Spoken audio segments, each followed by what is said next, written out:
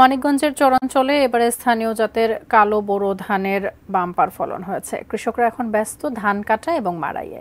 পদ্মা এবং যমুনা নদীতে জেগে ওঠা চরের চারপাশে হাঁটু পানি অথবা তার চেয়ে কম পানিতে পৌষ মাসে কালো বোরো ধানের চারা রোপণ করা হয়।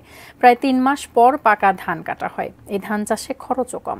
চারা রোপণের পর মাত্র একবার সার ছিটাতে হয়। জেলার দৌলতপুর উপজেলার বাসাইল জোথকাশী চর, কালিকাপুর চর, কল্যাণপুর উত্তর এবং দক্ষিণ চর কাটারি গোবিন্দপুর এলাকায় এবং বলরা ইউনিয়নের বিভিন্ন স্থানে এই বোরো ধানের চাষ বেশি হয়। কৃষকরা জানায়, হরিরামপুরে গোবর বড়দিয়া ৪০ বছর পর জেগে ওঠা চরে এবারে বোরো ধান চাষ করে ভালো ফলন পেয়েছেন তারা। ১ বিঘা জমিতে মাত্র ৬,০০০ টাকা খরচে ফলন হয়েছে ১২ থেকে ১৫ মণ।